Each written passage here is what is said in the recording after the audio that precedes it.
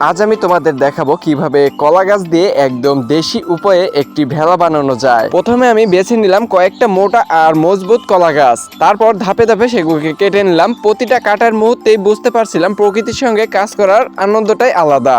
এরপর কলা গাছগুলো আমি একে একেই টেনে নিয়ে এলাম পুকুরের ধারে। কাজটা সহজ না, কিন্তু মনের ইচ্ছা থাকলে কিছুই অসম্ভব নয়। এরপর আমি প্রতিটা কলা গাছের খণ্ডকে পুকুরের সাইডে নিয়ে এসে সিরিয়াল মতো একের পর এক সাজিয়ে দিলাম।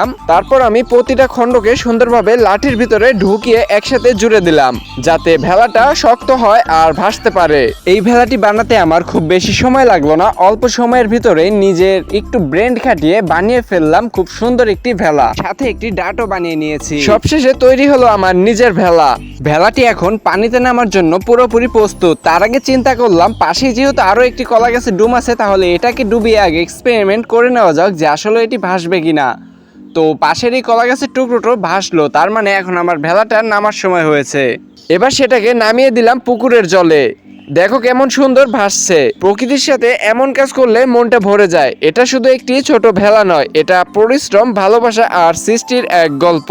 তোমরাও চাইলে চেষ্টা করে দেখতে পারো। ভিডিওটা ভালো লাগলে লাইক দিও, কমেন্টে জানাও কেমন লাগলো, আর অবশ্যই চ্যানেলটি সাবস্ক্রাইব করে বেল বাটন ক্লিক করে রাখো।